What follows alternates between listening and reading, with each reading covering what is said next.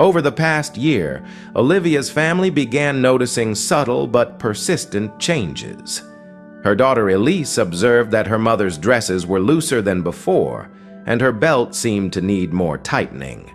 Olivia, once full of stories and laughter over dinner, had started pushing her food around the plate more than she ate it.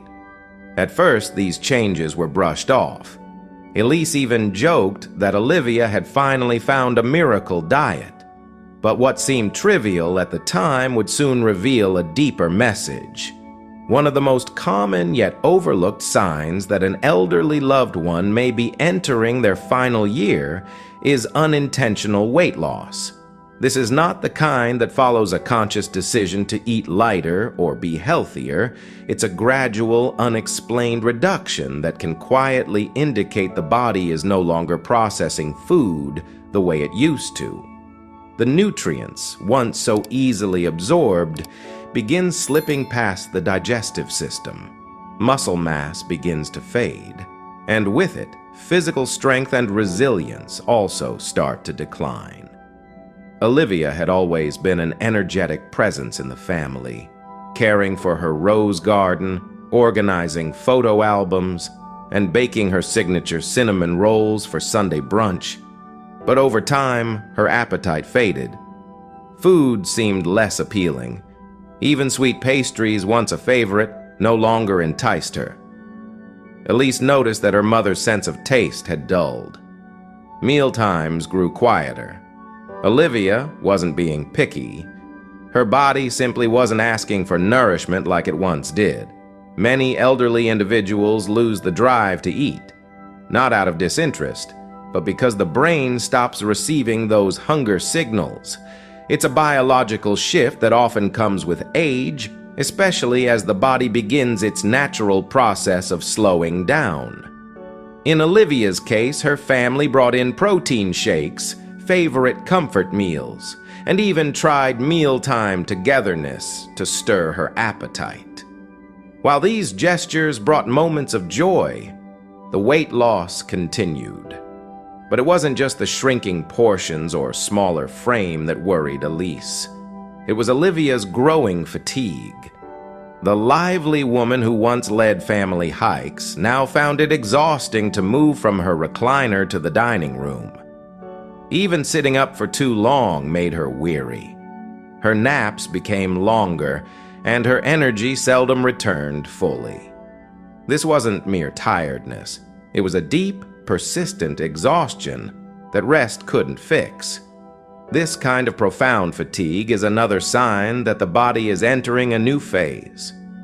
As organ function naturally begins to decline, the body starts conserving energy. Muscles receive less oxygen, the heart pumps more slowly, and daily tasks feel harder and harder. Olivia wasn't lazy.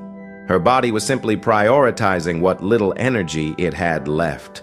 As she grew quieter and more withdrawn, Elise realized something important. The signs were not just physical, they were emotional too. Olivia began participating less in conversations and spent more time gazing out the window in thought. It wasn't sadness, it was a turning inward, a gentle preparation for the journey ahead. Understanding these early signs allows families to shift their focus from intervention to intention. Rather than pushing for more food or activity, it becomes about making the most of every moment, offering comfort, presence, and peace.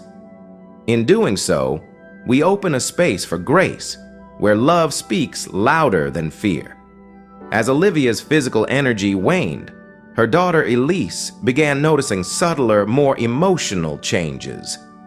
During visits, Olivia sometimes repeated herself or paused mid-sentence, searching for the right word. At first, Elise assumed it was just the natural forgetfulness that often comes with aging. But gradually, these small moments grew more frequent. One afternoon, Olivia confused her grandson Liam with his father, calling him by the wrong name, and laughed it off. But the moment lingered in Elise's mind. Cognitive decline, often mistaken for everyday forgetfulness, can be an early indicator that an elderly person is approaching their final year.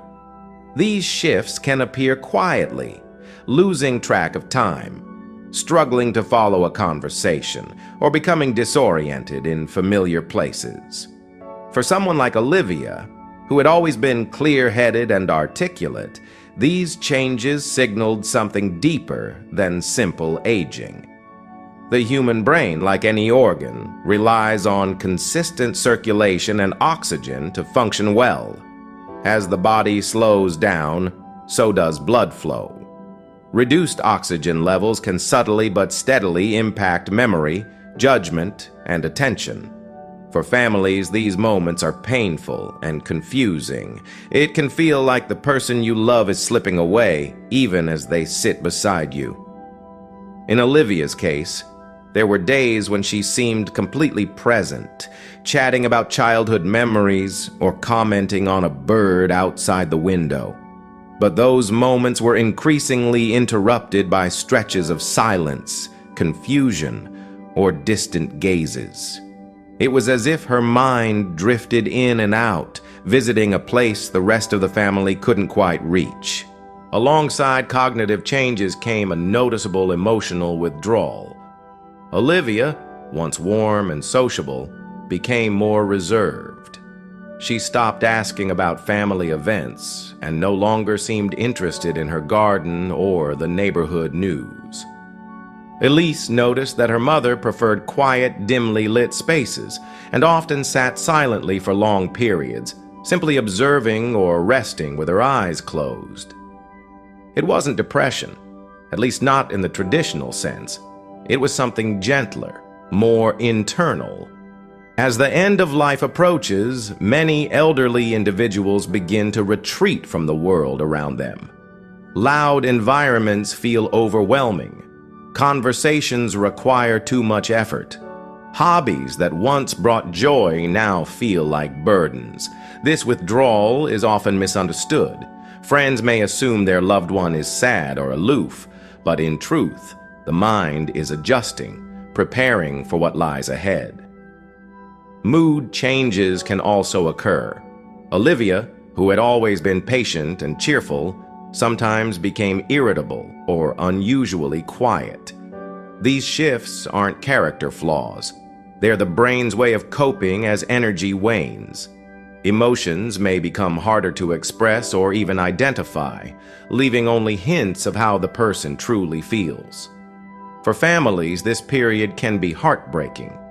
The desire to reconnect is strong, but instead of pulling someone back into the routines of daily life, the most meaningful act may be to simply sit beside them, hold their hand, speak gently, share a memory. Even when words fail, your presence can still bring immense comfort. Elise learned to stop correcting Olivia's forgetfulness. She learned that even when her mother didn't respond, she could still sense love. In these moments, silence became sacred, a quiet expression of care and acceptance. It is in these spaces filled with presence rather than pressure that true peace begins to emerge. As the months passed, Elise began to notice other changes in her mother Olivia that couldn't be explained by memory or mood alone. Olivia, once resilient even during winter colds, now caught frequent infections. A mild cough lingered for weeks, and a small scrape on her arm took far too long to heal. Elise consulted with a doctor, who gently explained that Olivia's immune system was no longer as responsive as it once had been. This weakening of the body's defenses is a common sign in the final year of life. Minor illnesses become more frequent and take longer to recover from. Infections like urinary tract infections, respiratory infections, and even common colds can seem unrelenting. What once required only rest and fluids may now demand hospital visits or stronger medications. But even then, the body often responds more slowly or sometimes not at all. Alongside these challenges, Olivia also started to experience changes in her breathing and circulation. Elise noticed that her mother's hands and feet often felt cold, even when the room was warm. Sometimes Olivia's fingers had a bluish tint and her skin appeared mottled. Subtle, but unmistakable changes that spoke volumes. These are signs that blood flow is decreasing, a clear indication that the body is conserving its energy, focusing on vital organs while reducing circulation to the limbs. Breathing also began to shift.